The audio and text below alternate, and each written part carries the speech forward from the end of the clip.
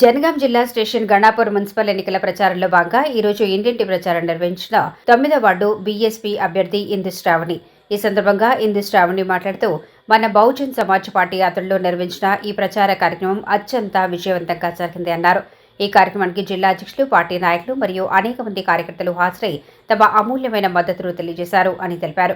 ముఖ్యంగా ఒక ఆడపిల్లగా సమాజంలో ముందుకు వచ్చి ప్రజల కోసం సేవ చేయాలని నా సంకల్పానికి మీరు అందిస్తున్న ప్రోత్సాహం నాకు మరింత ధైర్యాన్ని, బాధ్యతను ఇస్తోంది అన్నారు.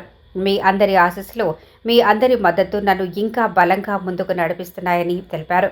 నేను మీ అందరి నమ్మకాన్ని నిలబెట్టుకుంటాను. ప్రజల సమస్యల పరిష్కారం కోసం ఎప్పుడూ మీతోనే ఉంటానన్నారు.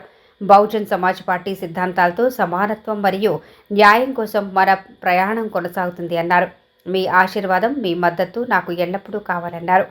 మీ అమూల్యమైన ఓటు వేసి నన్ను భారీ మెజార్టీతో గెలిపించాలని కోరారు. చూస్తే మాత్రం మీ అందరి ఇంట్లో ఆడపిల్లనే, మీ అందరి వెనక నేను ఉంటా. మీ బాధ్యతలన్నీ నేను తీసుకుంటా. ప్రతి ఒక్కరింటికి ఏం కావాలి అనేది నేను చేస్తా.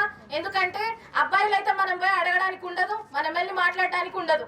మరి నేను ఆడపిల్లను, నా ఇంటికైతే ఏ తలుపులు, ఏ గేట్లు లేవు. ఏ అర్ధరాత్రి మీరు నన్ను పిలిచినా కానీ నేను మీకు అందుబాటులో ఉంటా. హామీ ఇస్తున్నా, మీరు నాకు ఒక అవకాశం ఇచ్చినందుకు వెళ్ళిపోయింది.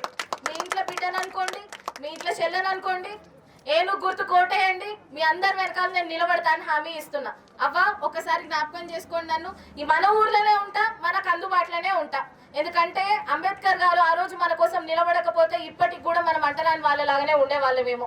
ఆ రోజు ఆ మహనీయుడు, ఆ రోజు మాయావతి గారు, బెహన్జీ, కాన్షీరామ్ గారు మనందరి కోసం నిలబడ్డారు. ఈ రోజు మనం ఈ స్థాయిలో ఉన్నాం. మరి ఆడపిల్లని నేను చదువుకున్న దాన్ని జీతాన్ని వదిలేసుకొని మన కన్న ఊరికి ఏమైనా చేయాలనే స్ఫూర్తితో వచ్చిన, అంబేద్కర్ గారి స్ఫూర్తిని తీసుకొని వచ్చిన ప్రతి మహిళ కోసం నేను నిలబడతా. మీ వెనుక నేనుంటా. ఎవరితోనైనా కొట్లాడతా, ఎంతవరకైనా పోతా.